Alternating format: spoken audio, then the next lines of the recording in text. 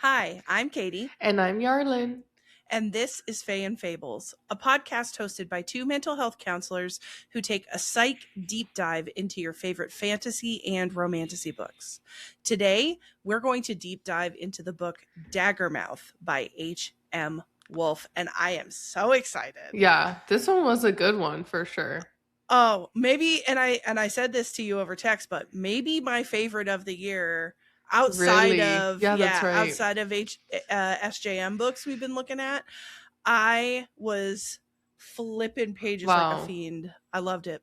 Yeah, it was really interesting. I liked it too. I wouldn't say it was like my favorite book all year. I'd have to Okay. like What would be like, do you have one on the top of your head that'd be your fave of the um year so far? what would be my favorite? I'd have to look at my Goodreads Mm. I cuz feel I like don't I'd have to do that remember. too. Yeah. I forget how many books we read, and I go back and I'm like, "Oh yeah. Oh Yeah, yeah." we read a So lot. Yeah. maybe if I went back and did a look-see, I'd change my mind, but I'm obsessed with it. The one I feel like I really liked a lot was Half City by Oh, Kate yes. Golden. I think that one was definitely like my top, and Bound. Mm, Those mm. two, Heavenly Bodies. These were all books that I read like earlier, like in January, I bought February. Half City based on your recommendation. I remember you were like, "Girl, Five Half stars. City." Okay. I Well, did it's on my okay. shelf. Yeah, so those were definitely my faves for sure this Okay. year. Well, and we're only in June, so it's Right. there's time, but for right now, that's our standing. Yeah. So before we get into it, let's go over our disclaimers and spoiler warning. Please note this episode contains spoilers for the first book in the Heart duology, Daggermouth. Additionally, several potentially triggering emotional and or traumatic themes may be discussed, which could be impactful or upsetting. Especially with this book, there is highly violent content and discussions of sexual assault, domestic violence, and torture. Note that adult language and themes are used in the discussion of this book. Please take care of yourself and use caution if you are not in the space to engage with these conversations. Our mental health disclaimer: this podcast is hosted by two licensed mental health counselors, but it should not be used to diagnose, treat, or address any individual mental health concerns or conditions. The knowledge, opinions, and experiences we express related to mental health are our own and should not be applied as treatment. This is just for fun. If you feel you need mental health treatment, please seek out your own individualized mental health care. So, our order of events: we're going to do our rankings and ratings, Teehee moments, the counselor's couch, the red flag court, and what's Mm. up in our realm. What's up in our realm, and am I still having assistant to the villain on my list? We don't know. We'll find out in the in the rankings and ratings portion. Mm-hmm. But before we get into all of that good stuff, we do like to provide a little intro to the story in case you forgot any of the finer details. Give you a little bit of a synopsis so that we can kind of situate our conversation. And what I thought was really cool about this book is it's very dystopian, which is usually we're not haunting the dystopian realm Mm-hmm. all the time. So it was kind of I enjoyed like dipping our tooties into dystopian Yeah. film. Yeah, I definitely felt like there's not many kind of like Hmm. coming out like that. I know I've seen some other ones that are like dystopian like. Hmm. And in a way I feel like Half City was like kind of giving that vibe too. Okay. But Okay. this one was like for sure really like dystopian.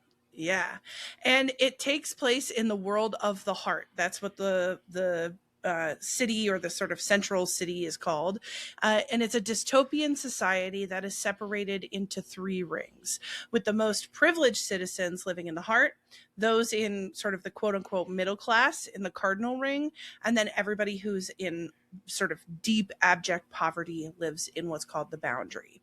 Maximus Cyril, who's the leader of this society, controls the rings with an iron fist and through a lot of misogyny, violence, classism, more violence, and violence, like Mhm. just a this was a very gory book. And what's interesting is that we get a couple of different POVs in this book, but the first that we get is Shadira Kale, also called Shade. And Shadira is a Daggermouth assassin from the Boundary. And she receives contracts to kill people, and then she goes and fulfills these contracts. And at the start of this book, she receives a contract to murder Maximus's son, Grayson Cyril, who just so happens to be the executioner for the heart. So anytime they're going to execute folks, that's Grayson's job. And usually when people are getting executed, it's because they're in relationships or romantic entanglements with people from other rings. So someone's in the Cardinal, loves someone in the Boundary, that's lights out for them. Yeah. When Shadira gets this contract, she is stoked. Because she doesn't like the Cyril family, they've perpetuated a lot of harm against society, but also against her personally. And so she happily and with gusto goes to complete this contract. But when she goes to murder Grayson, like he's kneeling on the floor, gun in his face, she hesitates because he surrenders to her. They have a really cool fight scene at first, and they're well matched fighting wise, but ultimately he surrenders to her and he takes off his mask. Everybody in the heart wears a mask to kind of protect their identity or have more power. So he takes off his mask, which is a big no-no, and shows her his face.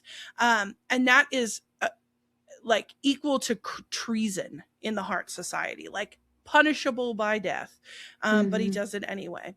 However, there's a little loophole in that rule. And in the ensuing events, Grayson and Shadira are told that they must take the vow and be married because Grayson showed her his face. And despite hating each other initially, a little enemies to lovers ensues, and they start to fall in love, which I loved their enemies to lovers dynamic. Yeah, and I feel like, I mean, even where it ends in the book, they haven't necessarily gotten full lover vibe yet. Like, it's like there, but, you know, based on where they're at the end of the book, like, they haven't had that chance yet. Married, but no consummation, you know. Right. Yeah, so Nothing. I'm very excited for the second book to see Me too. where it picks up. Yeah. So Grayson, Shadira, Grayson's sister Lyra, and his best friend Callum all have been working in their own ways to undermine Maximus and this sort of violent society.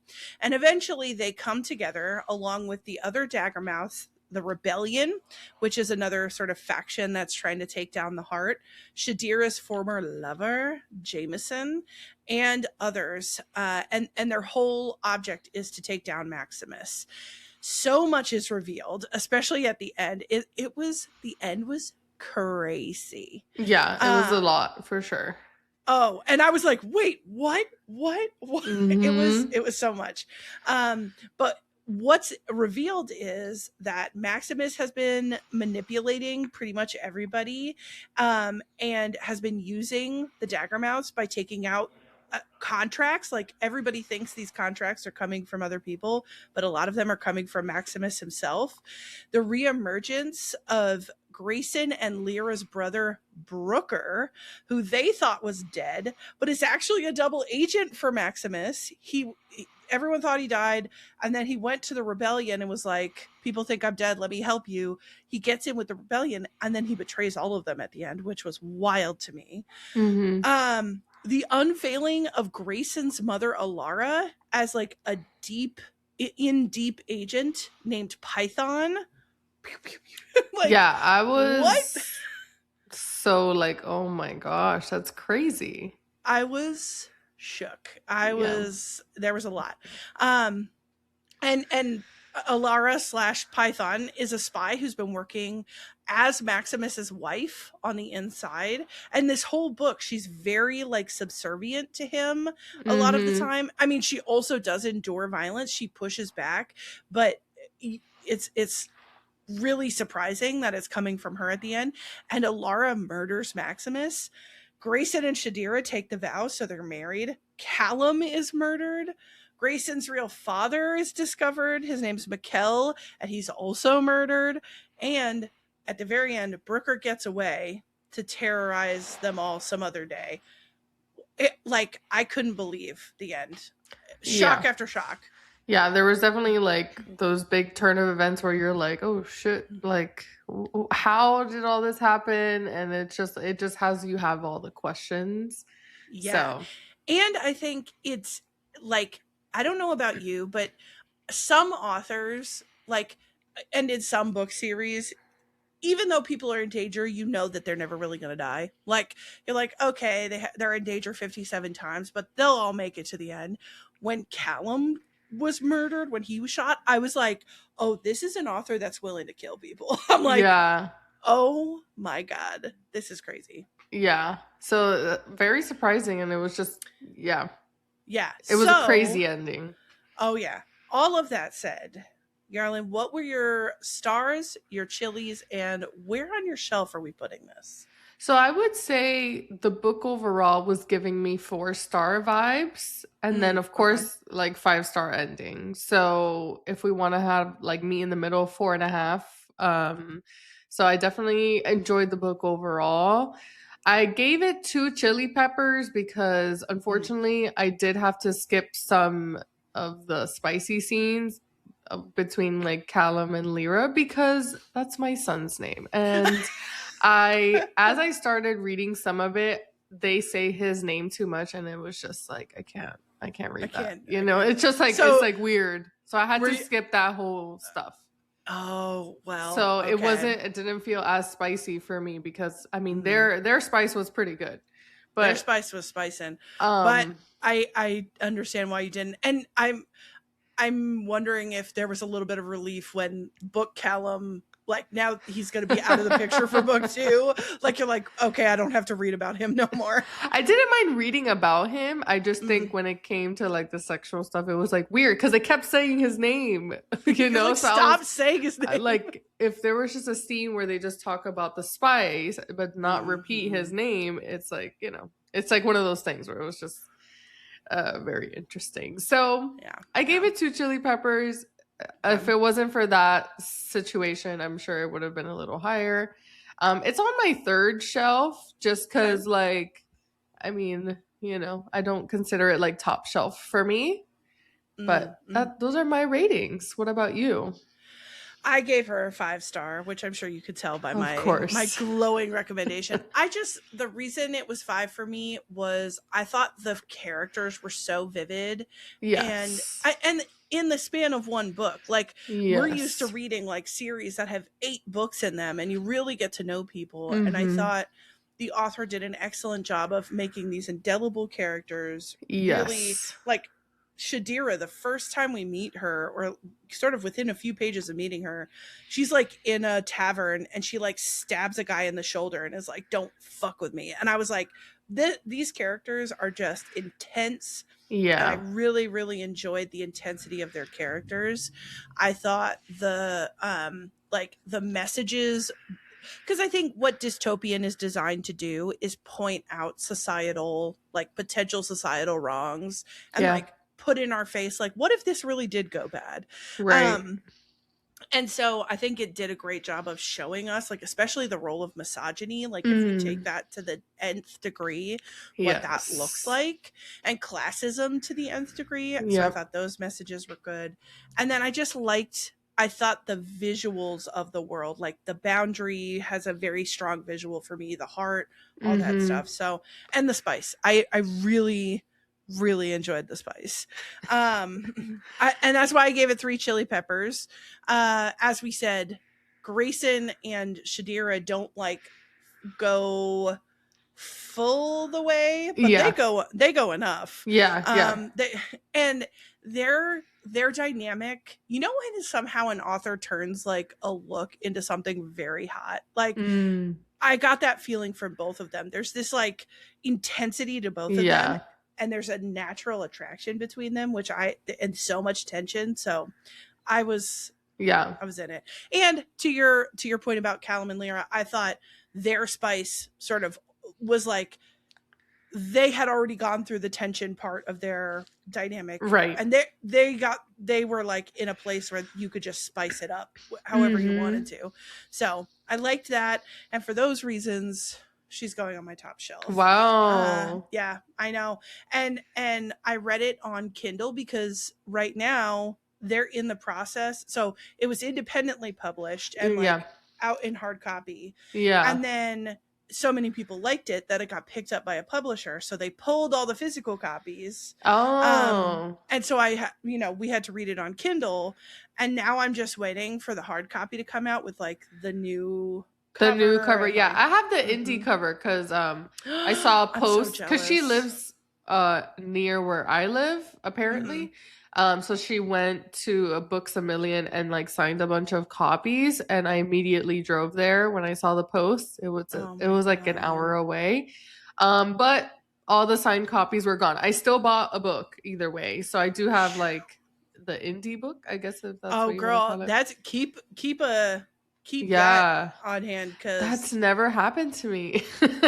I do you know what's wild? I have so the Throne of Glass, the original covers, I have that set, and then I got the new set, which I like the art on the new set better. Mm. So I was like, "Oh, maybe I'll sell the old set." And then I like went on Facebook Marketplace, and I was going to like sell it for like not that much cuz dumb. I didn't realize what I was doing.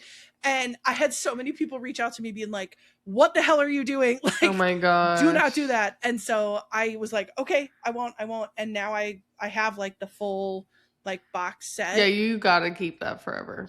I know. And I didn't real I didn't know what I didn't know at the Yeah. time. But now she is very safely on Yeah. my shelf, not going to Facebook Marketplace. No. So I learned the value of getting those indie copies because that I would Yeah. love like the indie copy of Daggermouth. So Yeah. Well, what's good on fine you. is yours.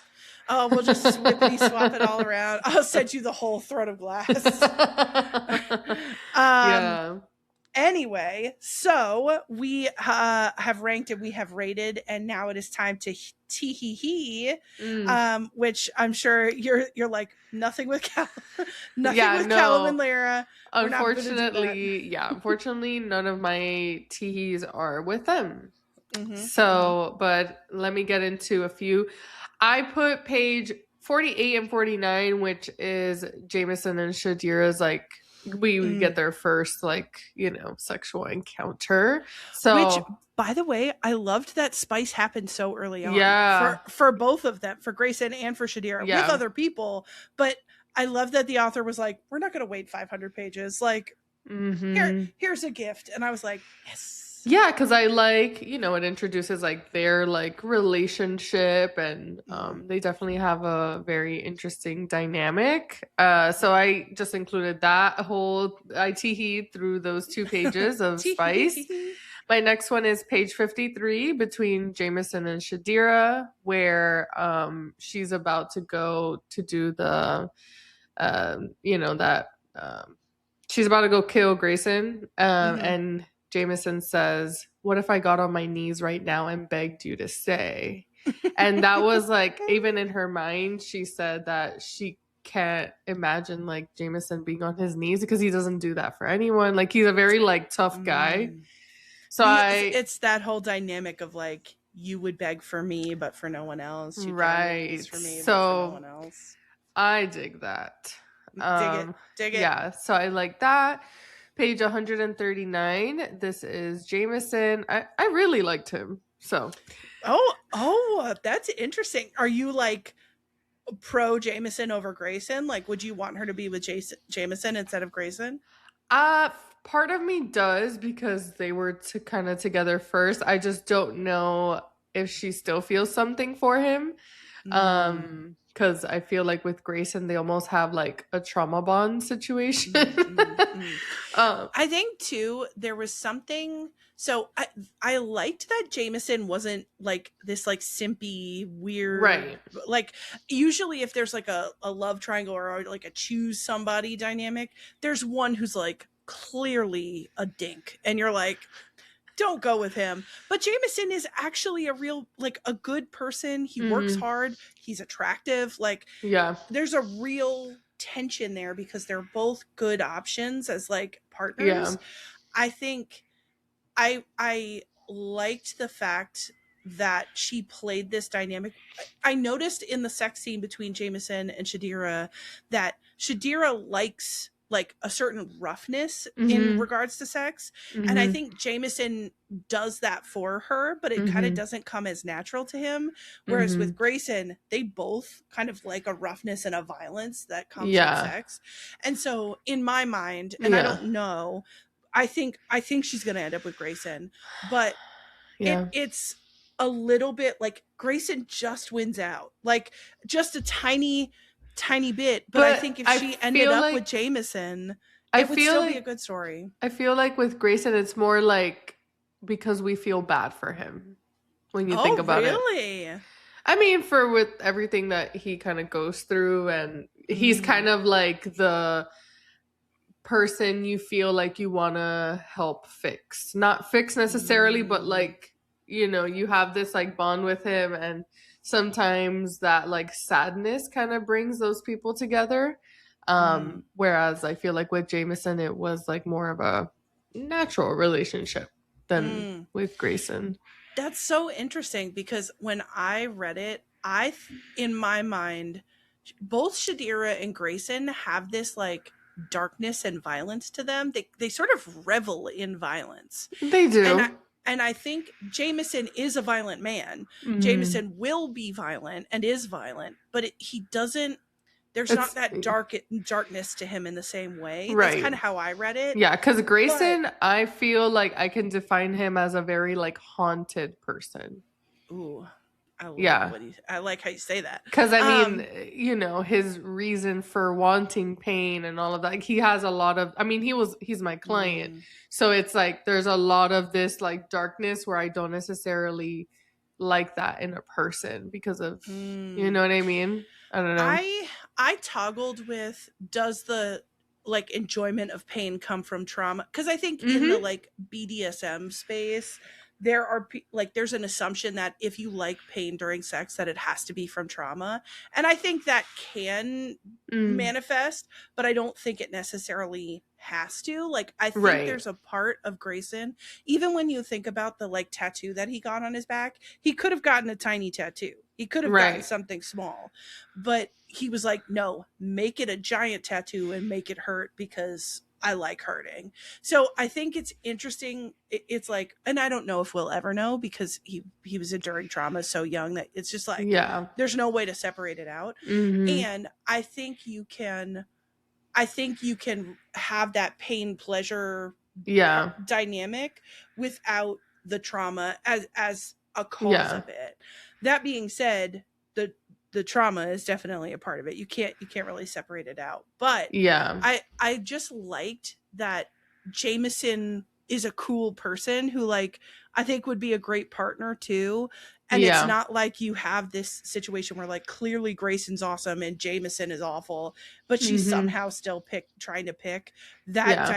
That always annoys me. And the girl's like, "But what about my old boyfriend?" And he's like on a couch like scratching his butt and like farting everywhere. And you're just like, there's no competition here. Yeah. This to me was, they were Mm-hmm. evenly yoked.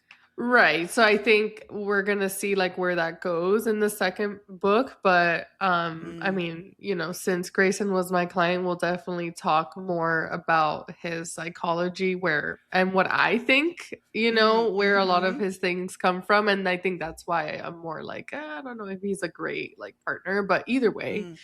mm. So in page 139, Jameson says, then I'll find whatever's left of her and bring her home and love whoever she's become. So this is when he's Oh, going to kind of do that rescue mission, and someone is like, "Oh, like what if she's like changed or something?" yeah. So I love a dedicated man. So I and and the recognition that even as you change, and even like developmentally, people change across the lifespan, and to mhm. know that someone's like, whatever version of you emerges as life unfolds, I will love whoever that is.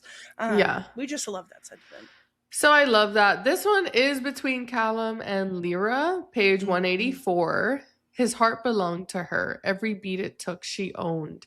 He knew with deep bone certainty that he would never love another woman. Oh. I thought that was a great, indication of their love. And Mm, especially like coming from a man, you know.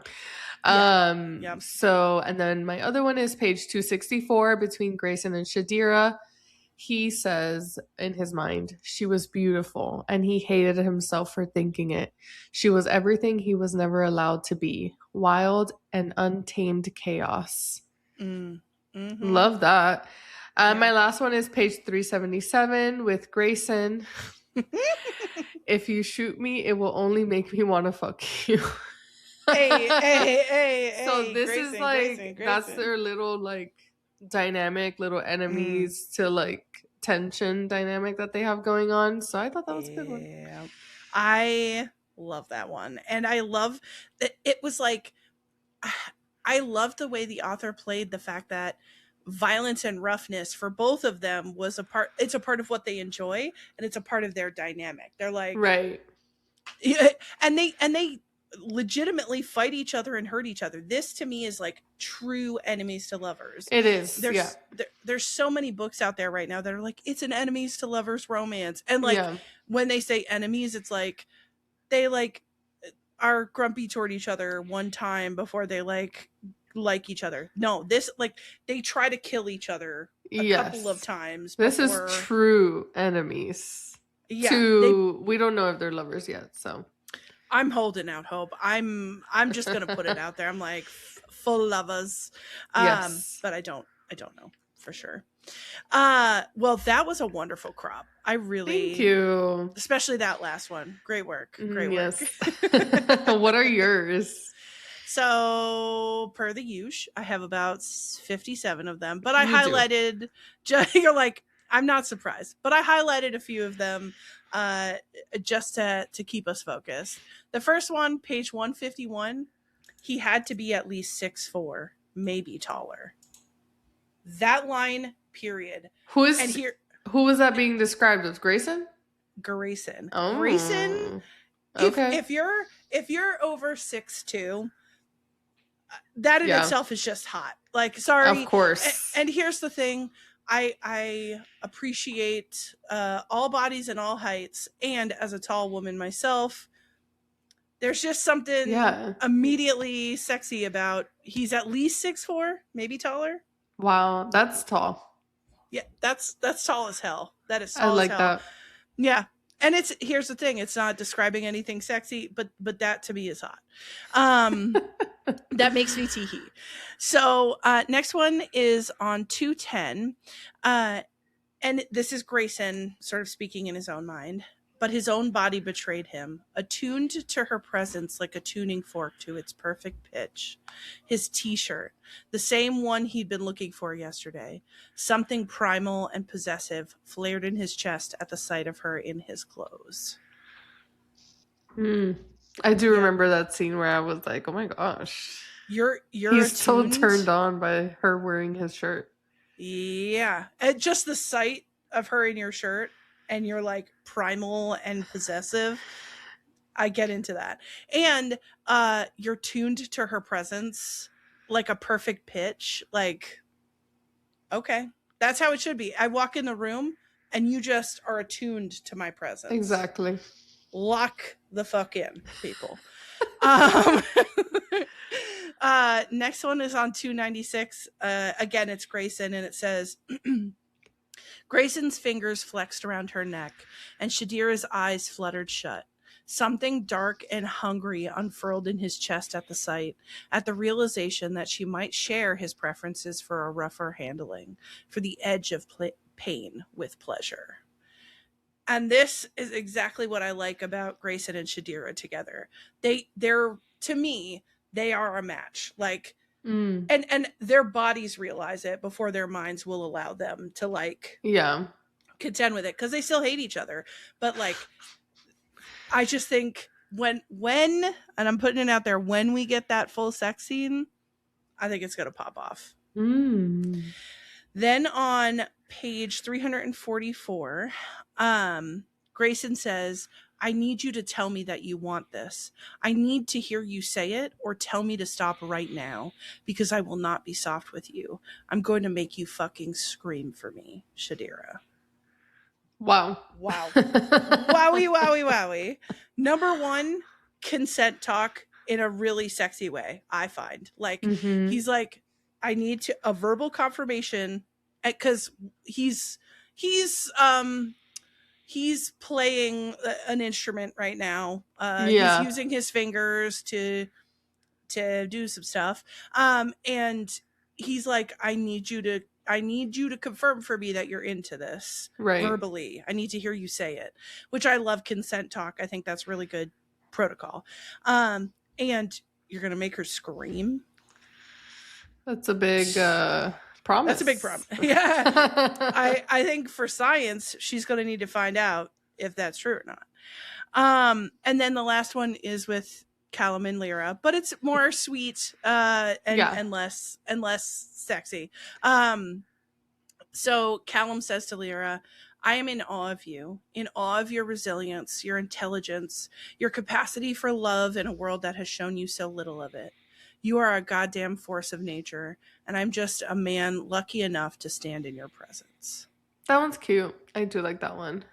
Oh, I think that, like, you're just lucky enough to stand in my presence. Of course. That's just a Tuesday, baby. You better feel that lucky. Yeah. Those are some good teehees you got there. Thank you. I was teehee my way through this book. Yeah, I did love, those like special moments where they express some of that more romance versus everything being just like spice. Like I like that those type of conversations. You need a mix because the Mm-hmm. thing is, if it's just dirty talk and like all this, there needs. I want there to be emotional arc in it as well as a physical arc. So I thought Mm-hmm. there was a nice mix of that. Yeah. So those were our teehees. I hope you all enjoyed Tee. them. Please, please take our teehees as a gift from us to you. Yeah, and go ahead, read Daggermouth. If you haven't yet, Can you imagine you just listen to this and you haven't read it, and we're like, yeah, it gets crazy in there. Oh my gosh. Well, now it's time to go into our counselor's couch. Come on in, take a seat. So here, my client is Grayson Serrell. And we're gonna kind of do a little intro on what Grayson's vibe is. So Grayson is the executioner in the heart. Hesitation results in severe abuse, so he does experience lots of abuse, especially growing up, and abused to become this sort of character. And he endured a lot from his father, or from Maximus. He took on his role after his brother was killed, and he was kind of forced to be in this role. Grayson betrays the heart in a way of smuggling medicine to the boundary to those in need. So that was an interesting thing to find out, because he has these very like rigid parts of himself, but then he also does this good work.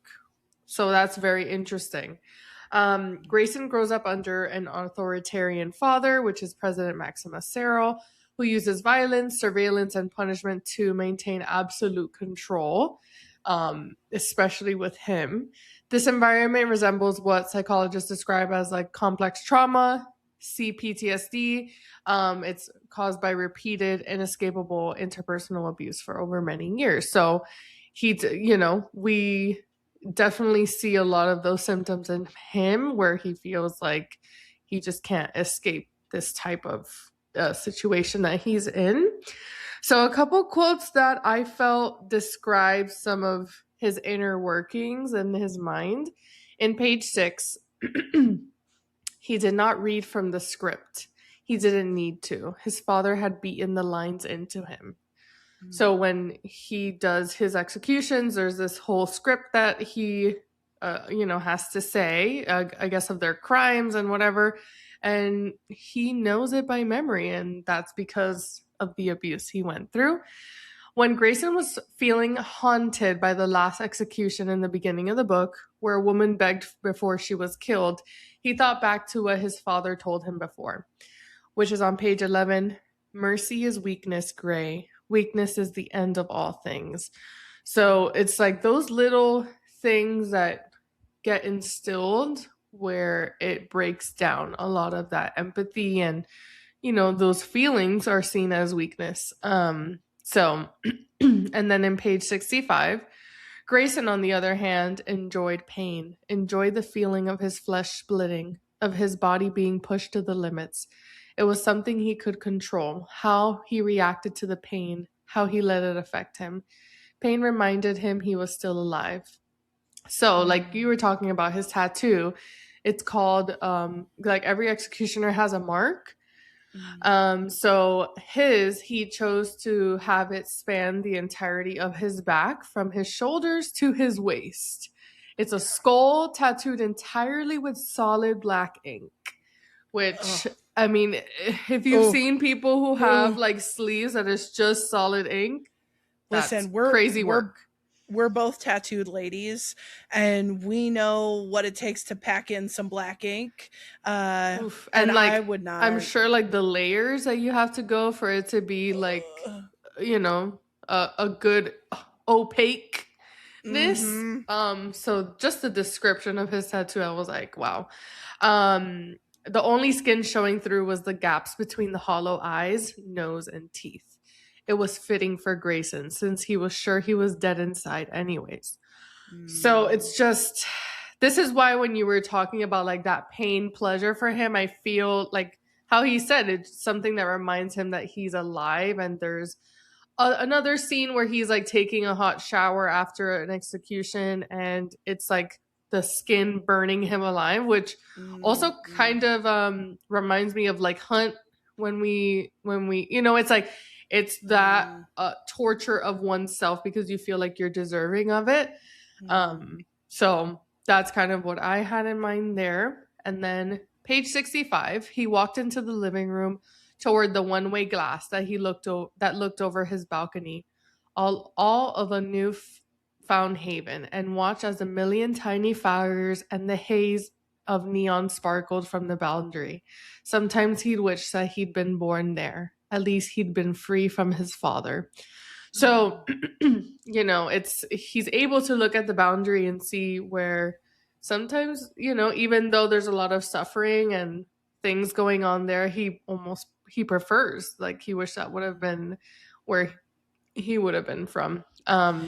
And I think, too, what's cool to see is both Shadira and Grayson realize across the book that they're both in cages of a different making.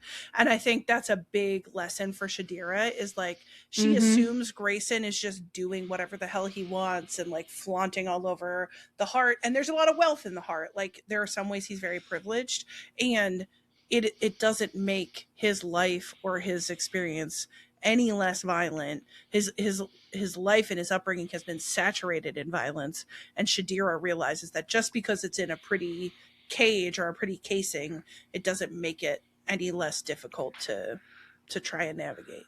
Yeah, so I think I definitely like seeing how her mind did change and open up, because it's like, she made these assumptions, but she didn't necessarily know what he was going through or what was actually happening. So we have that. Page 67, he looked away from his own face, glad the world would never see it. So again, like feelings of shame.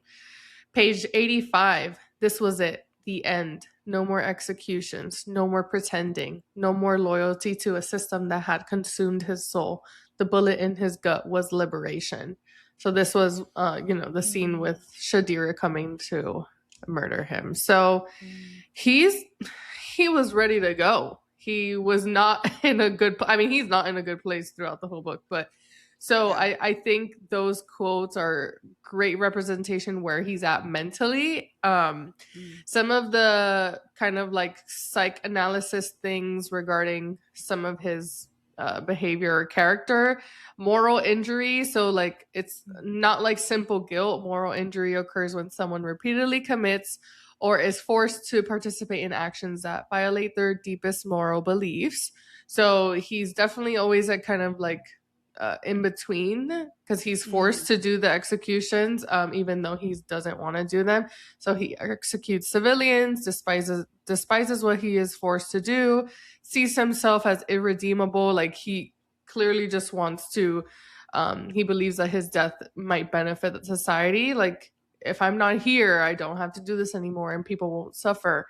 So that creates his internal conflict between mm, who he believes who he truly is, which is seems like a compassionate person, self-sacrificing in a way, and then what he's forced to become, which is like the executioner. So mm. he has different identity moments, or it's a good idea to maybe see them as like masks in a way.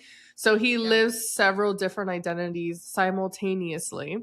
His Mm, public self, which is like being the perfect heir, a feared executioner, a symbol of the regime. His mm, private self, which we said before, he secretly smuggles medicine, he questions some of the government things, and he tries to protect vulnerable people. And then his inner self, it feels like he wants to have the connection, he wants forgiveness, and he doubts his own worth. Like, I mean, he clearly just doesn't want to live. So mm. that I feel like requires like an intense psychological compartmentalization, and he needs to keep them separate in order to survive, because his father is he would do like bad things. Well, and I think this is what makes Grayson's perspective so, I think, harrowing is like, Mm. if he does not play his role in some way, he'll get murdered. Like Right. he can't help anybody if he doesn't play the game at all. But at the same time, he's trying to subvert the system as much as he can. He can't totally fall into the role and into that identity, because his whole subverting that identity relies on him rebelling. And at the same time, he can't totally excuse himself from the executioner role. He'll just be replaced by someone more violent. And I think he even says that at some point. Like, Mm-hmm. I can't just relinquish all of this because it won't really help anything in the long run. So you're in this torturous place where it's like Yeah. half in and half out. And you see several times he recedes into himself, into this like blank place of like Mm-hmm. dissociating from himself Yeah. just to contend with that tension. Yeah, and there's that, big isolation of just not feeling Mm, safe with other people. And I think when he does have, kind of like other sexual encounters, it is like mm, no emotional ties and just very like leaning into that pain and stuff. But that's why I feel like it's tied with that like suffering. Like he wants it to hurt because he feels like he mm, deserves that. Um, and like my next piece about him is like the self-worth is tied to his suffering. Like he repeatedly tolerates physical and emotional pain. Psychologically, it's like that trauma conditioned self-punishment where some of his thinking, it follows like a pattern, like I've killed innocent people, therefore I deserve pain, and if I suffer enough, perhaps it can balance what I've done. So I yeah. feel like a lot of his suffering stems from retaining empathy despite being forced in the repeated acts of violence. So that just continues to mess with you, because it's like you feel bad but you're forced to do it, and then it has this self-hate.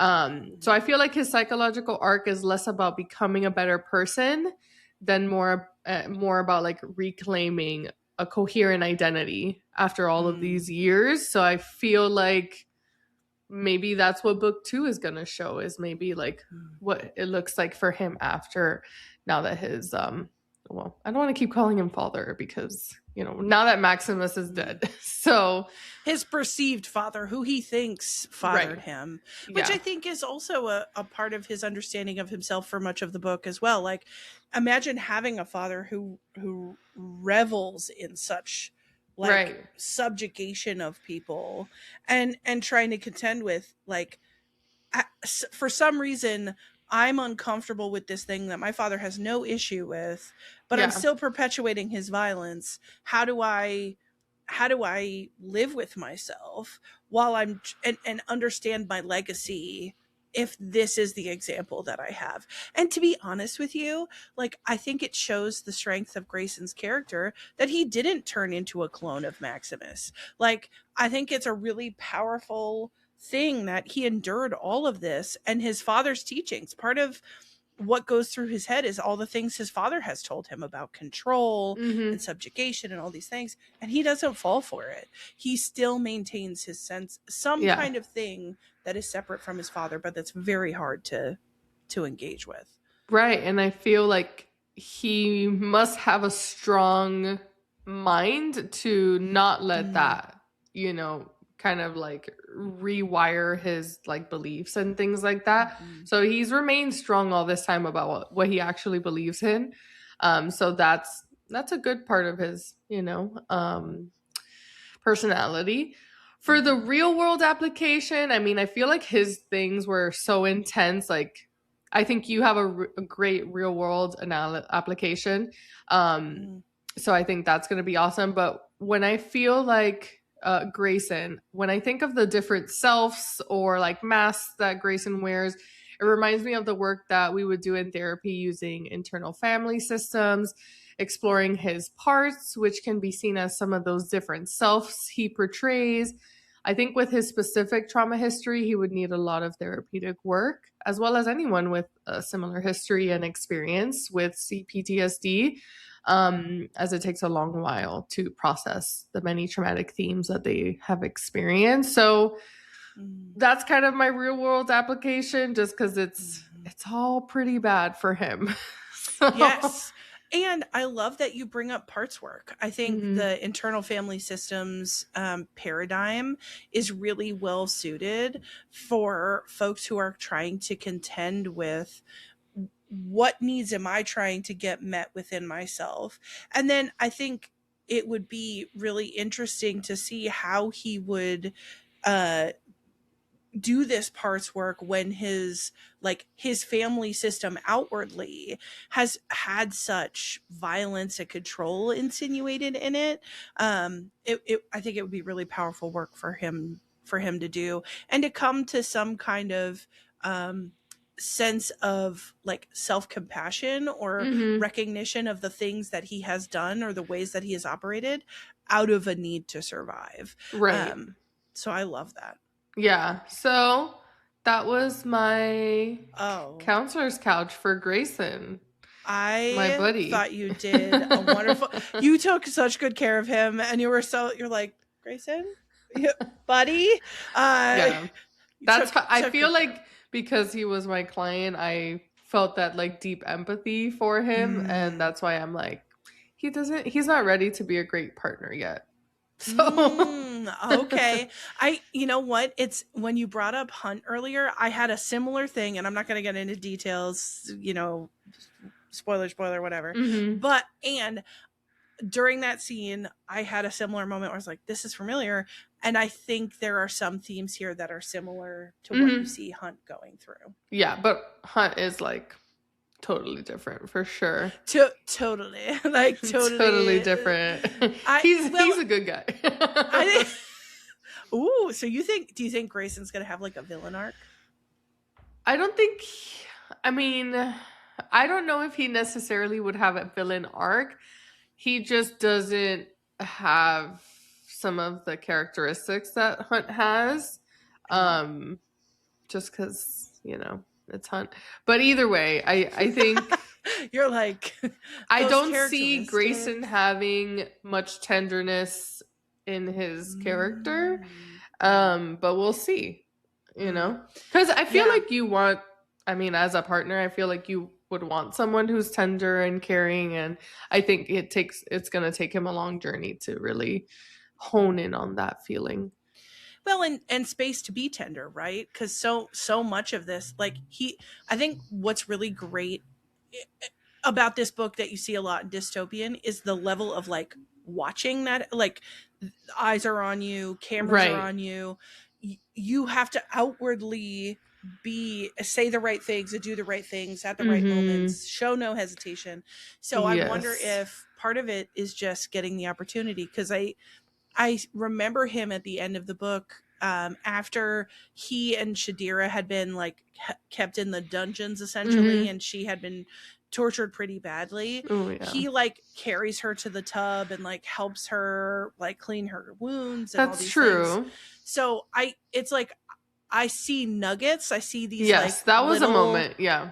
I see these little moments where I'm like, there is tenderness here, and I think from Shadira too. Like there are Mm-hmm. moments of tenderness uh, with each other, and they're very short lived, and they spend much of the book hating each other. So it's like we Mm-hmm. haven't even gotten to the part where at toward the end. I think they start admitting what they are to each other in their own minds and Yeah. to each other. But I don't think we've even had the chance to see them Mm-mm. engage in tenderness. Right. So Yeah. it's to be determined. TBD. We shall see, but let's keep high hopes for him. We'll Yeah. see. We'll And see. I like that you're like, we need to see some things from the character department Yeah. before we get to that. So I'm still Team Jameson. Oh, I see. I'm Team Grayson. Okay. I feel like this is like, wait, are you Team Edward or Jacob? I I mean, I forget. always did love like Taylor Lautner, so I love Jacob, but See, of I was course I team love, I, I was Team vampires, so. Edward. So I feel like there's a little like you and I Yeah. don't always end up on the same teams. I mean, I feel like for hotness, obviously, Jacob, but, obviously there's a part of you that, wants Team Edward. I feel like I'm in the middle. I have a Team Edward shirt, but young me, I definitely was more Team Jacob. Okay. See, young me, Team Edward. Especially like book Edward. In my mind, he was, I think, had a little bit of a different look than movie Edward. So Um, I think yeah. I was always Team Edward as a young sprout in high school with my nose in the, eclipse or whatever. Hmm. Anyway, all that to say, we'll find out in book 2 coming out. I think it's like March Is it? Okay. 2027. I think whether Team Jameson or Team Grayson prevails in the end. We shall see. And whatever the case, we have our FMC Shadira, who was my client. And so everybody, let's go on over to my office. You, me, Shadira, we'll all sit down. We'll have a little chat. So, Shadira is a Daggermouth, as I mentioned earlier in the synopsis, which is an assassin from the Boundary. And the defining, I would say, trauma that kind of starts her really journey of trauma is that her parents were executed by Maximus Serral, like by Maximus himself, for being from different rings and in a relationship. She's someone who, from that point forward, has survived really harsh, traumatic, and violent situations. And because of this, she's developed a really natural survival instinct. She's resilient, she's intelligent, she has incredible survival capabilities, and alongside all of those things, which I see as strengths, she's developed a real ruthlessness, a drive for violence, and sort of this simmering hatred that just kind of lives with her all the time. And there's a few quotes that show this. On page 14, Shadira read the crowd the way a butcher might inspect the next carcass: efficient, unsentimental, already hungry for the cut. So she's looking at this crowd, like walks in a room, nobody's done or said anything, and she's already eyeing targets like she's a butcher. Page 18, it says she hated the heart, hated the way it watched, the way it judged, the way it decided who mattered and who got ground in the slop beneath its boots. Hated the Vera, which are like the ruling class in the heart, the masks, but above all, she hated President Serral and his whole fucking family. Like, just hate. Hate is what she feeds herself on. Yeah, very intense hate, which makes sense. I mean, It makes a lot of sense. And hate is a difficult thing to survive off of Yeah, in the it's her long term. driving factor. I feel like it's what makes her and like gives her the reason to do all the things that she does. But that's Hmm. not a great place to be at. Yeah, and it. I think, and I'll get into it here in a minute. I think she starts to untangle that a little bit and go, "Do I really want to live like that?" But right at the start of the book, she's like pro hatred, pro violence, fuck them. Like that's where she's coming from. On page 46, it says she felt a sudden fierce thrill, the kind that came before a kill, before the whole world narrowed to the size of your target. So she sort of revels in violence and she gets a thrill out of it. And then on page 50, she wasn't afraid to die. And this was, I thought, was interesting because I think this is something that her and Grayson share at parts, which is essentially like bordering on or suicidal ideation. Page 50, she wasn't afraid to die, and if she was honest with herself, she probably welcomed the idea. It's this sort of like fatalism and sort of a lack of care even for her own survival. Right. I feel like it's almost because she doesn't have a lot to live for. Like she doesn't have like those Mm, grounding ties. She doesn't have family or anything. I mean, she has Jameson, but I don't think like he is enough for her to like keep her down in that yeah. way. So it is interesting that she's just willing to risk it all. I mean, she takes risks every time she goes on and tries and goes to kill people and things. So Hmm. yeah. Well, and I think too, she purposefully puts a wall up between her and Jameson. Like at the start, she like is like, "Don't get Yeah. attached," and Yeah. poor Jameson's like, "I love you," and she's like, "Don't get sentimental." Yeah. Uh, so she doesn't have ties due to violence, but she also keeps boundaries up, like in regards to any potential ties she might have. Mhm. So, as you can imagine, as we've alluded to, all of these things don't come without a price. You can't live like this without there being some kind of mental health trade off.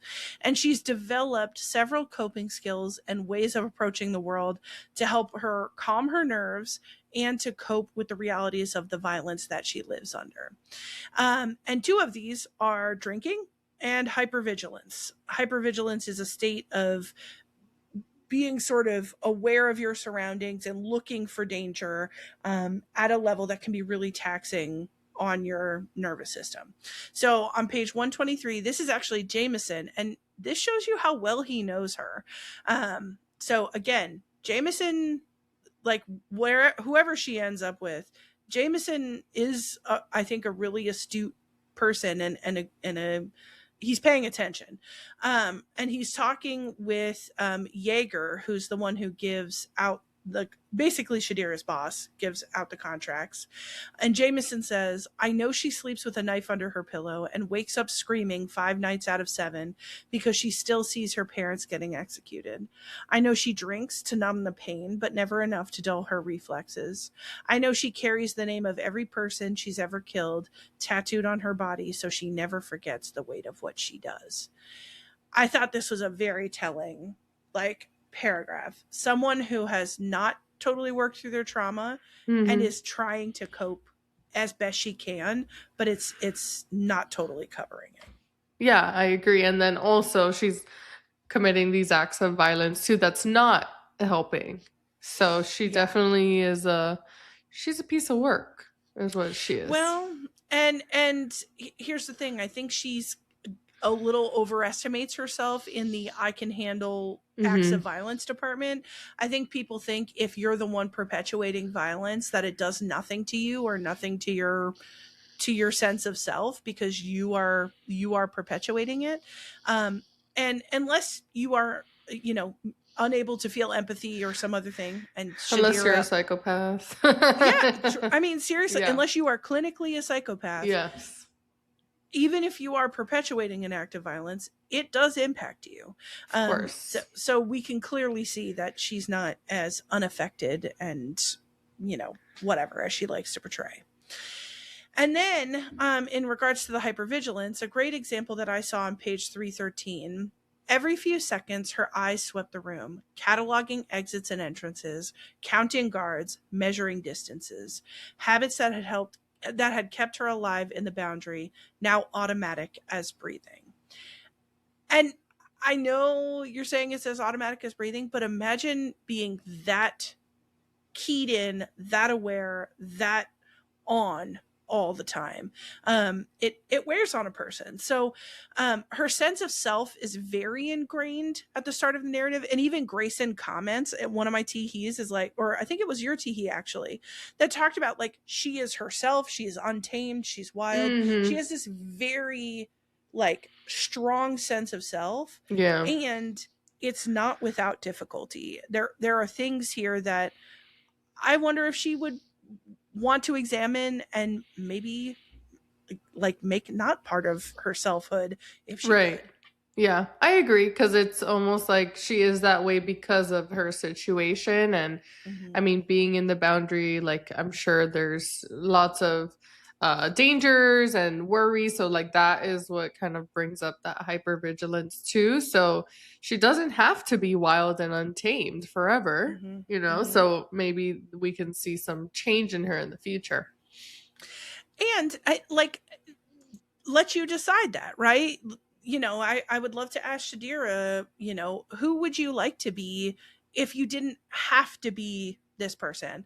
And I think that's a kind of a lot to ask of a person in this system. Like she may have to be this engage in this violence and these coping mechanisms a while longer while she's trying to overthrow the fucking government. And I would like to help her picture what she might want to embody once she has a little bit of space to make a decision about that. Yeah. Yeah. So she starts with a very strong sense of self, and then immediately her whole sense of self gets derailed. And I think this is what was a nice difference between Grayson and Shadira. Grayson questions himself the whole way from the start. He is not sure of what he's doing, who he is, whether he's doing the right thing or not. Shadira walks in like, I'm doing the right thing. I'm fighting the heart. I'm making a difference. I'm killing the people who need to be killed, especially Grayson. And as this narrative goes on, her sense of self gets very destabilized by the events that unfold and by her learning that maybe her vision of herself in the world is a little too narrow, a little too narrow. So several things upset her sense of self and call into question the way she's approached her life so far.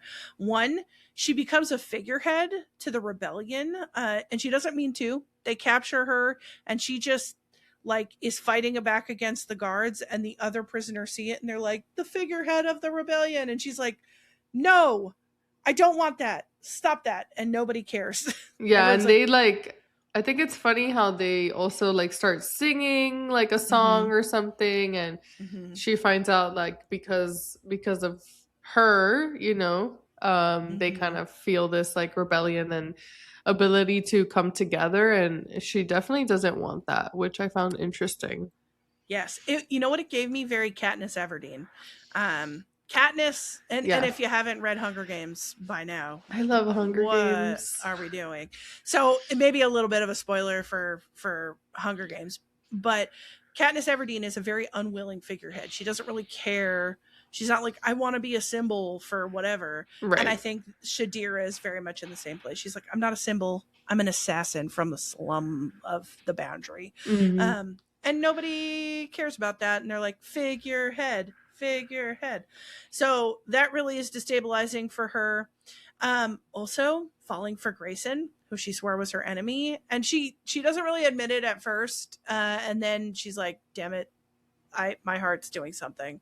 So I think she starts to realize that things are more complicated in the Grayson department than she anticipated when she went to do the contract, and she realizes that in some ways she perpetuates systemic violence via her role as an assassin. Now, she thinks it's for a good cause, but she also discovers the way that she's been manipulated. So I'm going to start with the figurehead piece. She fights the imprisonment of the folks that have, and it's her and a bunch of boundary people down in the dungeon. And she becomes this unwilling figurehead for the rebellion, even though it makes her uncomfortable. On page 141, she says she didn't want this, didn't want to be anyone's symbol, to be anyone's leader. But in that moment, when the first note rang out, that's the song you were discussing, she knew they'd made her one. And then on 324, Shadira says, I didn't want that. I didn't want to be a symbol. I just want to go home. She wasn't a fucking symbol. She was a mercenary, a killer for hire, not a hero, not a leader, not some face of a failing rebellion. So she's very against this. And I think she maintains that position. Like, she doesn't really come off of that as far as I can see. Now she changes a lot, and she doesn't speak directly to it. So maybe she had changed her mind by the end. But she's very reticent. Yeah. I also feel like she has almost this like hopelessness of any type of rebellion where, I mean, she said that of a failing rebellion. So she has no like hope that things can change. But yeah, she definitely is very against wanting to be the leader of something. Yeah, there's a cynicism about Mm-hmm. anything really working. And this is sort of like the first like cog in the wheel that starts to derail her in regards to her Yes. identity. Um, the second thing that derails her is she realizes that her and Grayson are in many ways mirrors of one another, and that she has feelings for him. She starts realizing that they're similar in a lot of ways, and she questions throughout the book, and especially toward the end, if she loves him. On page 277, Shadira says, just thinking that maybe we're both prisoners here in different ways. So that's sort of, page 277, you're still early on and they're like, I kind of hate you, I want you kind of thing. But even then, she's like, maybe we're both prisoners. Then on page 438, Shadira, it sort of in her own mind goes, she didn't know what love felt like, didn't know how to separate it from lust. But this feeling, this bone deep fear of losing him, made her question it. And it's like, ruh-roh, Rorge, like, something's going on here. Uh, I don't know what love versus lust is like, but this feels different than just lust. And she's kind of wrapping her head around it. And then on page 463, Grayson says, they were mirror images, he realized. Both weapons crafted by others' hands, both scarred by the roles they'd been forced to play, both longing for something they could barely name. Freedom, perhaps, redemption, a chance to be more than what violence had made them. And I think that's really indicative of the ways that they overlap. Yeah, I think that's a great quote of also where they're at in their minds, or at least, Grayson's idea of it. Mm-hmm. Just because, yeah, there are some of those similarities of what violence has made or like had made them become. Exactly. And the ways they have chosen to handle it. Like there's a ruthlessness to both of them that I think they track by the end. Um and then the final, so that's like the second, so there's one, there's two, the final thing that just makes the whole Jenga tower come down, is that she realizes that her contracts as a Daggermouth have been part of a larger, more nefarious scheme played out by Maximus and by other people in power. She realizes that her hate and her killing may also have contributed to a violent system. And I think this is the straw. Like, this is the final thing that kind of destabilizes her sense of self.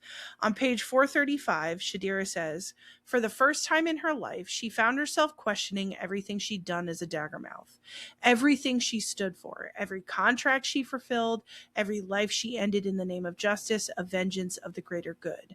She had become a Daggermouth as a child with nothing left but rage and a promise to make the heart pay for what it had taken from her. But for what purpose? To kill on command? To eliminate contracts or targets, without question, without hesitation, without ever considering that the lines between enemy and ally, between guilty and innocent, might be blurred beyond recognition? She told herself that she was fighting for the boundary, for justice, for a better future.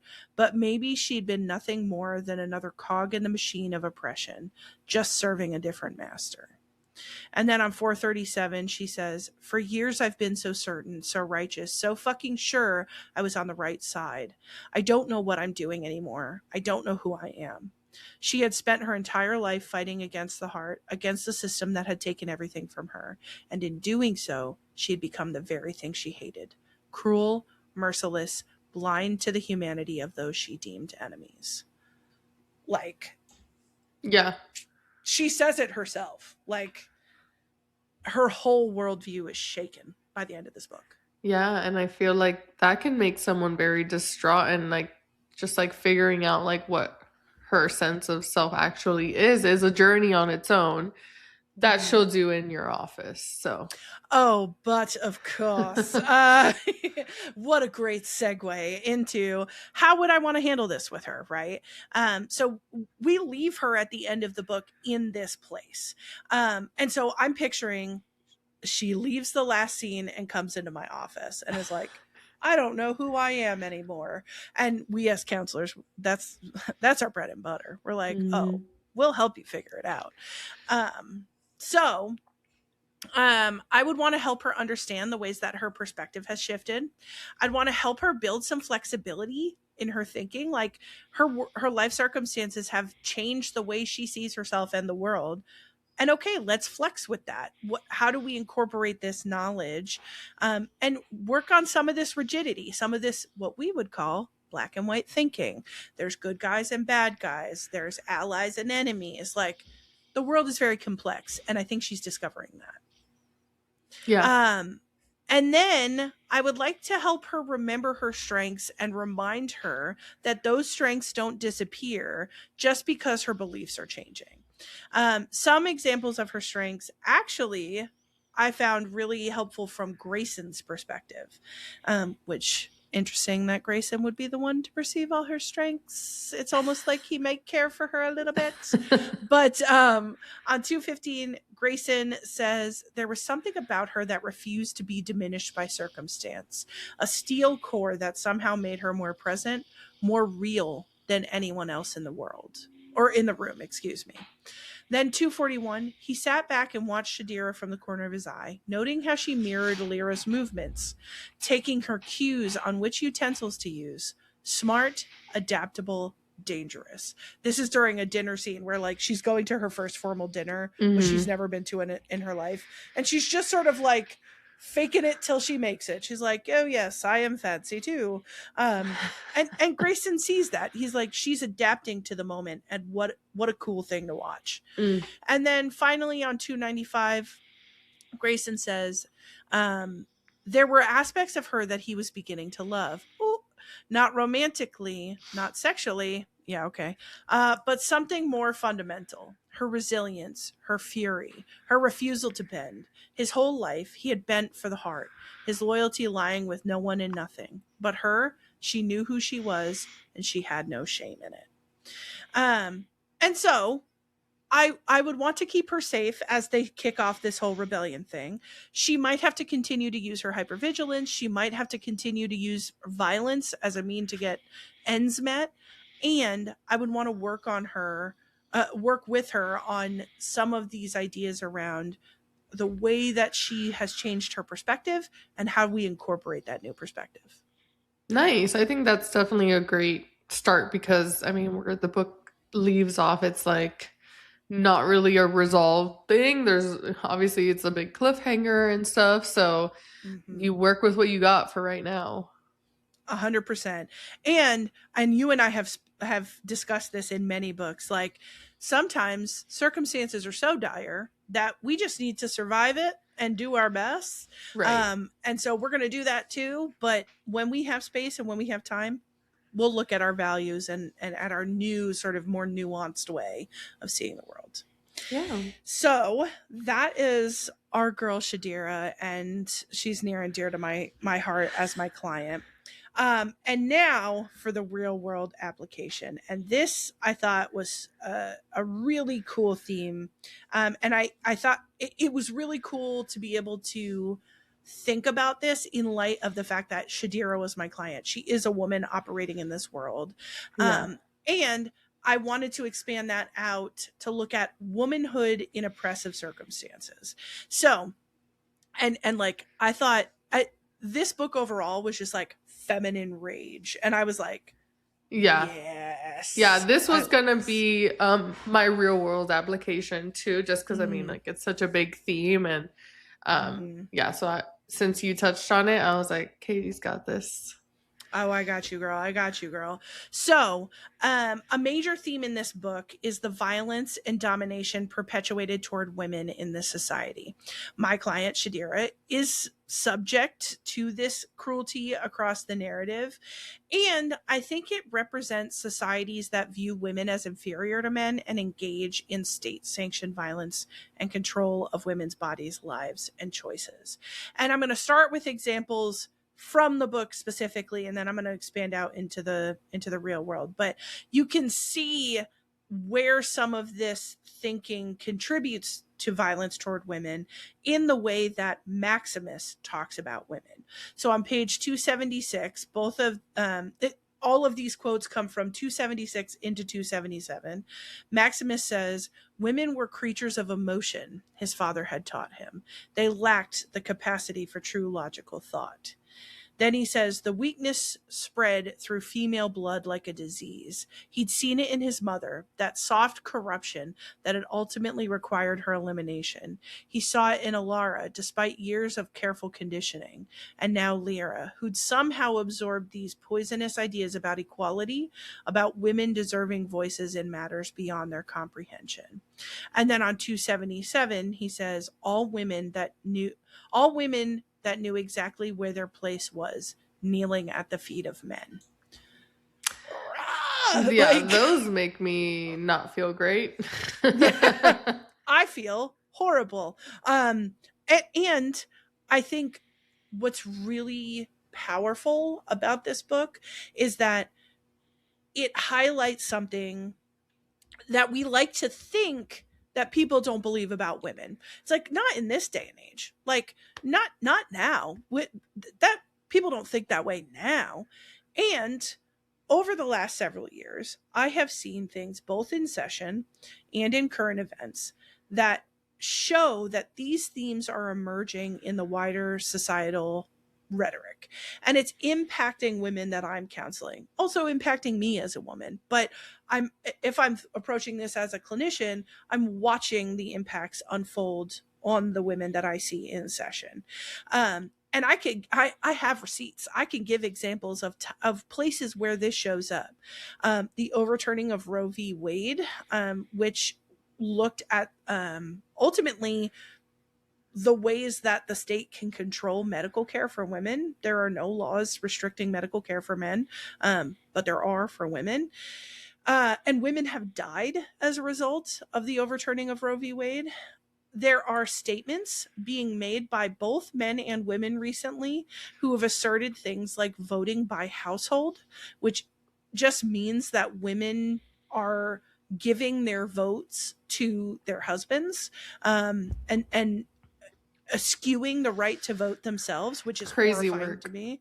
It To watch women say, I would give my vote away to my husband, or or like, what about your Girl, daughter? girl, My husband.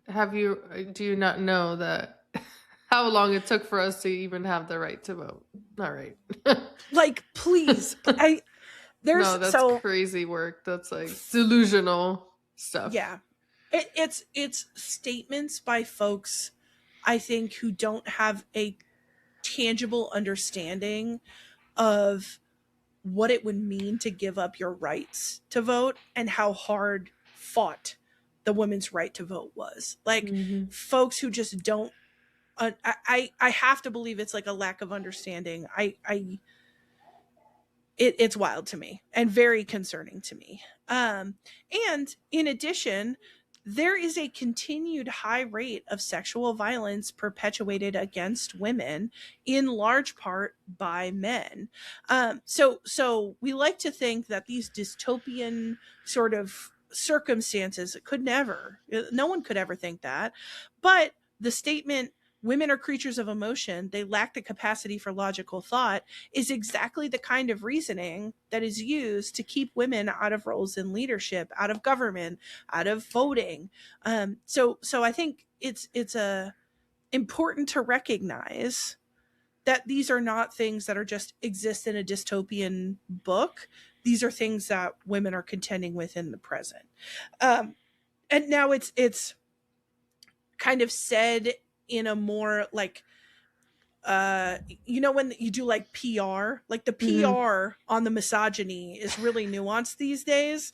Mm. So I think that's how some folks are not catching it, but it's very present. And so it brings up questions for real world clients and for the women in this book. Questions for women about choices and the rights that are being threatened, and how they want to approach things like dating, family planning, wider activism for women's rights.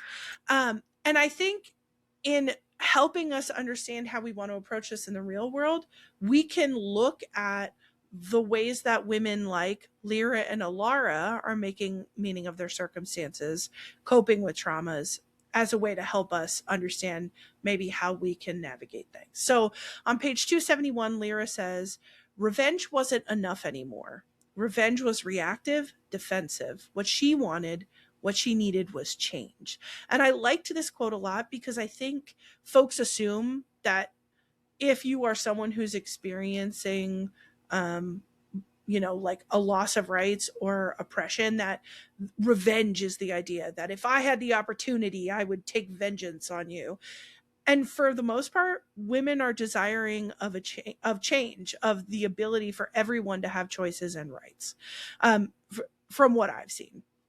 On page 383, Lyra says, I'm a woman in a system designed to grind us down to nothing, to strip us of our worth and dignity and rights. I've survived the system, and it didn't make me weak or submissive. It made me angry. So fucking angry that sometimes I can barely breathe through it. Women are the backbone, the foundation, the immovable force that still does not falter when men stand on our spines to grab power. So no, Callum, I'm not fragile. The cracks in my soul are not broken places. They are veins cemented together with rage. And it will take more than the hands of men to kill my spirit, to break my will. Oh, Wow. That chills. was powerful. As I said it, getting Yeah. like chills, getting And I just emotional. feel like that same quote in our real life, for Mm-hmm. sure. Like everything that we go through, and then we're just still all strong women who push Mm-hmm. back. Yes. Oh, absolutely. And especially in regards to sexual violence, which many women experience. And Lyra in this story experiences rape at the hands of several men at the direction of her father, which is like horrific. And I think she highlights for us, like, it doesn't make me broken. It doesn't make me like, I'm not this like weak, fragile person because of these things that have happened. I stand here today stronger than I have ever been, and angry, because I want to see things be different, and these men are not going to get me down. And I think that's a sentiment that a lot of survivors of sexual violence are contending with. Like, I'm not broken. I am a person who's coped with all these things, and now I'm making meaning and building strength off of that. And then Alara on page 506 says, you think strength is about dominance, about control, about making others fear you. But true strength is patience. It's endurance. It's waiting for the right moment when every instinct screams for immediate action. You never broke me, Maximus. You never took my strength from me. You never stripped me of my fight. Women, we endure, we wait, we survive. Very Oof, true. another one. And here's the thing: women should not have to face the kind of circumstances that lead to needing resilience and endurance and all of that other stuff. But the reality is that women are doing exactly that. Like, the systems and the violence that women experience create resilience and endurance. And women are facing adversity all the time. So if you are listening to this and you are a woman, and this includes trans women, BIPOC women, disabled, fat women, women, or and if you have women in your life and if you love women and you want to support women, um, you're going to be navigating life decisions at some point in light of unfavorable dynamics socially and societally. And I have a couple of things that may help based on what I've seen and heard from clients. One, make sure that you're having conversations with potential life partners about their values and their position on key ideas such as women's bodily autonomy, the right to vote, birth control, and family planning. Know ultimately that you deserve respect, that you should have a voice in your partnership and relationships, and that you deserve to have your choices honored within partnerships. And I think this is an uncomfortable conversation that a lot of women are having with their partners. Like, do you believe in my right to bodily autonomy, to abortion, to birth control, all these things? And it's important to have those conversations so that you know where you stand with partners. Second thing, recognize that it's not your responsibility to remedy the violence perpetuated against women, as long as you are also not a perpetrator. And at the same time, attending to and prioritizing your safety is absolutely valid. That's something that you want to invest in and something you want to do for yourself. Do what you need for your survival, and know that it really isn't women's responsibility to solve the violence perpetuated against women by men. Three, make sure that you understand the laws and any protections in your state and community that relate to women's health and safety. It can be really important to look at the quality of healthcare in the place that you live, and again, keep yourself safe. If there are not a lot of protections, if there aren't, if there is state sanctioned, control of women's bodies, make sure that you understand that, so that if anything ever should happen, you are prepared in regards to the community that you live. And then last, find rest, find community. And I have seen that for a lot of women, it's about finding community with other women. I think I've seen a toxicity around competing with other women, especially right now with like heroin thin coming back, looks maxing, all these things. There's like this competition and Yeah. regarding to like get the attention of men. It's Get never so ending. never, I'm telling you, never. and it's like, regarding also like the skinniness and all of that. Every time I watch a YouTube video, about 5 or 6 ads about like the GLP-1s, and it's like, Mhm. why is this being pushed down our throat? Like, we should pay attention to that and know that they're doing that for a reason. And I find that so scary. Yes. And here's the thing.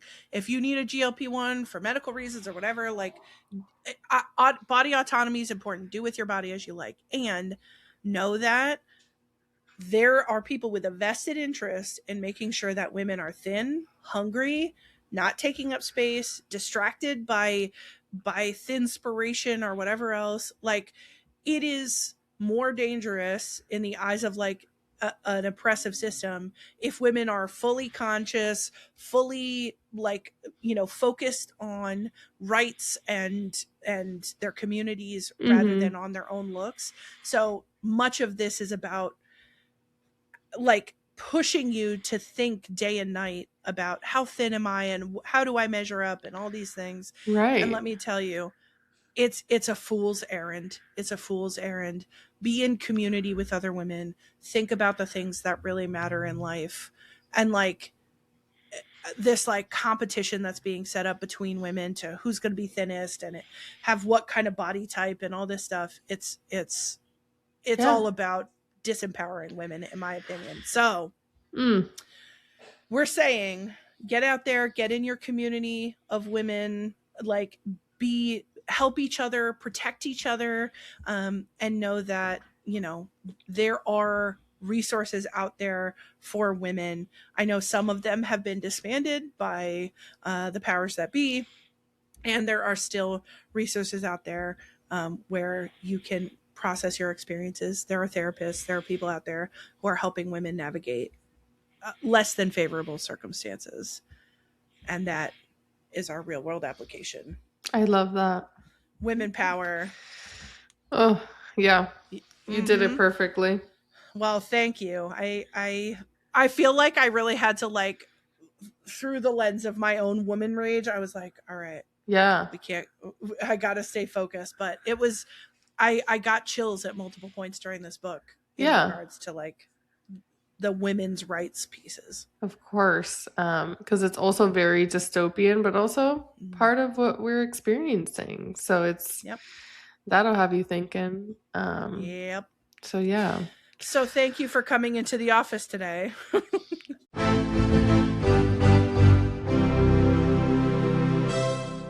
Well, now it's time to go into our red flag court. So welcome to the Woo. court. Come on in. Yes. Today we're gonna have a case that we're presenting. My first case is, you know, kind of that part big ending with Grayson's mom, Python. Oof. Let's call her. Which, do you know what's really interesting? Middle of the book, someone mentioned Agent Python. Yes. And I highlighted it and I was like, who's that? Who's that? And then I totally forgot about the moment until the end. And I was like, it's Python. That was so crazy. Yeah, I did remember something of Python and I was like, wait, oh my gosh. So I had many thoughts about this, like the big reveal, because I was like, how was it that throughout all this time, I mean, I would have, like, you know, she is like Grayson's mom, but she kind of like let all his abuse and torture like happen. Because I just feel like that was very sus for me. Even if she was a deep undercover agent or whatever, I think, I mean, if that's your son, I don't think you would want him to go through that. So I'm kind of bringing that as my case of, is Grayson's mom a red or green flag by standing by all this time and not doing anything with Maximus's like rage and, you know, abuse toward Grayson and like the other family? Yeah, that's a great question. And I'm going to try to either red or green because my instinct is to be like, it's kind of orangey. It's kind of we like always yellow go orange. We got a yellow orangey. So I'm going to try to stand on business today. But I do need to like take you through my thought process before I do that. So here's the thing. It's about if the long game is worth it. Because what she's doing, so she entered into this marriage with Maximus pre-kids. She was in this prison, and what we didn't talk a whole lot about was her journey, Alara's journey, because it kind of plays out in the background. I think that's partially purposeful. He tortures her horribly, Maximus does, and it's clear that this has been happening over years and years, that he's just been torturing her this whole time, and she's been getting the brunt of the trauma here. I mean, everybody's been getting the brunt of the trauma, but she is closest to Maximus, right. And he has been, I think, the most vicious with her. And in some ways, I question if, even if she had like said, like, I need to get my sons out of here, or I need to get my kids out of here, how effective that would have been with Maximus holding all the power. So, and we know that Captain Mikkel is Grayson's father. So you basically have two protectors of Grayson and Lyra in all of this, and especially Grayson, Captain Mikkel and Alara. And she does push back in small ways. Like, she stopped the sexual abuse on that was being perpetuated on Lyra by basically telling Maximus, like, I will kill myself if you don't stop this. You could see her intervening in small ways, trying to distract away from the kids toward her at several points. So I think she's making an effort as much as she can. And I think she's playing the long game. She's recognizing that if ultimately I'm going to have the best chance at survival for my family, Maximus needs to be dead. And this whole thing needs to be disbanded. I wonder, and I think if she had like spirited her kids away, there's a good chance Maximus would have found them anyway. So, for all of these unfavorable circumstances, and for the fact that I think she was really thinking about how do I make sure this man dies and doesn't get a chance to kill my kids, I'm going to say green flag, but just know that's if we want to get into it, I would give her an orange, but if I have to go red or green, I'm going to go green. I think she did the best with what she was given, and ultimately her killing Maximus is as good a amount of safety as she can give to her kids, even if they experienced a lot of trauma and violence along the way. I think they would have experienced trauma and violence no matter what. True. And you make sense for sure. Cause I'm like thinking where I'm sure there were other opportunities for her to kill him, like whether it was in his sleep or whatever. But I wonder if like her children were not at the right stage mentally to, kind of that accept that and go with it and like, okay, like he's down or whatever, versus like, I wonder if there would have been like, if she would have been executed. So unsure about that. I do just want to give her a red flag for me personally because it's like a big cliffhanger. Like I need more answers. Until I have more answers and backstory of like, okay, Agent Python, what's the plan? Like what's happening now? I kind of need her to give me a little bit more of a reasoning before I give her a green flag personally. Okay, well, the court is divided. We have a green flag and a red flag, and we'll have to circle back in March of 2027 to see what, because the second book is called Python. So is it? Yep, Oh, it's about her. All right. I'm sure it's about other things, but I think we're about to hear a bit more. So we'll have to like go back and do a red flag court part deux once we have the second book, so that we can recalibrate. Let's see if she can redeem herself, because in my eyes, it's not really giving great reviews over here on Mama. No. on motherhood. And I mean, with Father of the Year, Maximus Serral, right? There's a lot going on.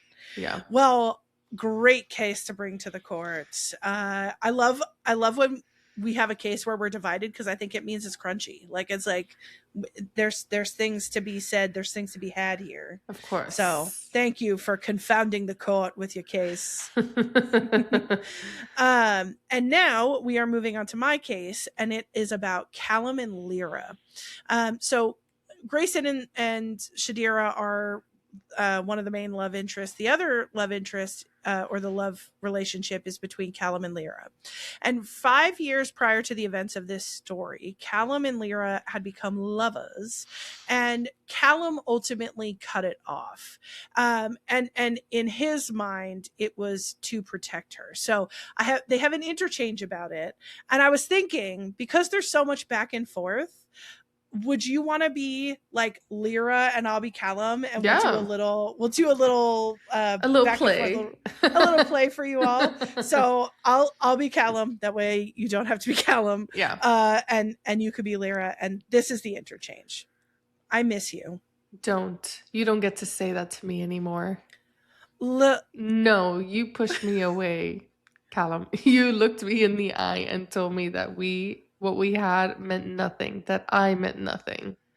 You know that wasn't true. You know me well enough to know I never meant a single word of it.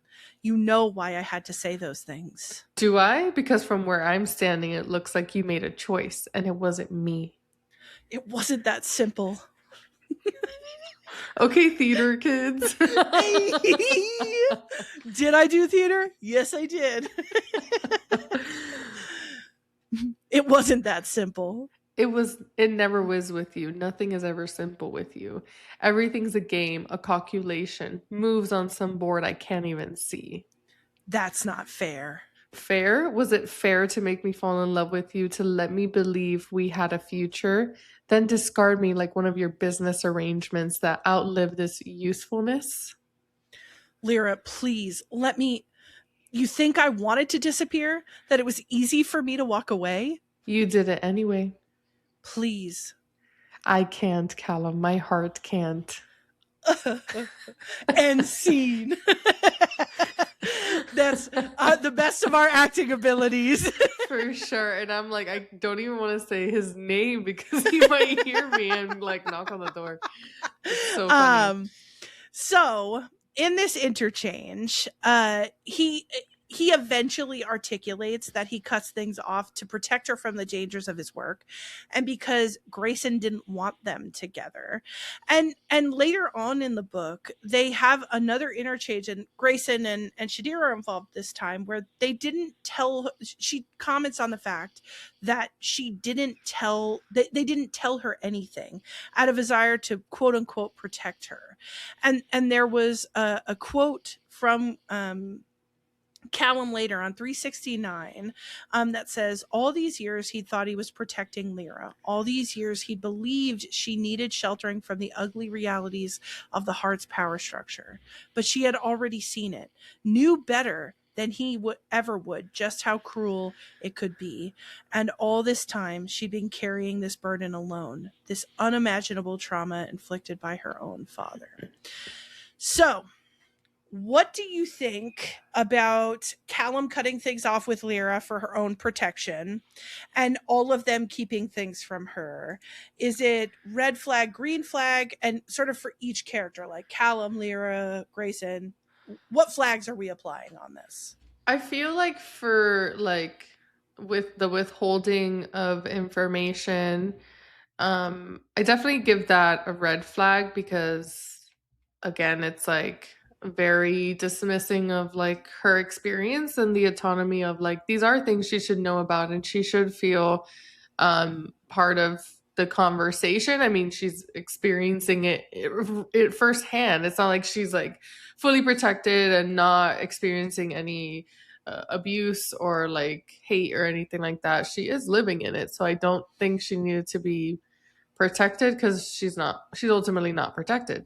Mm, I think with him cutting things off with her, I also feel like it's low key like red flag. I feel like maybe she deserved more explanation and maybe again decision in is this some a risk she's willing to make and agree on with like his nature of work or whatever, and like who cares about what Grayson wants, like I think she just needed to be part of those conversations because then that's some of that those negative feelings that she holds against him and like that resentment because of not really getting the option. And they loved each other, and I think it's really hard for someone to just cut you off like that without really giving you an explanation. Like that sucks. yes, I agree with you. I think this is red flag. I think really knowledge is ultimately autonomy. Like if I don't know the full situation, I can't make a full decision.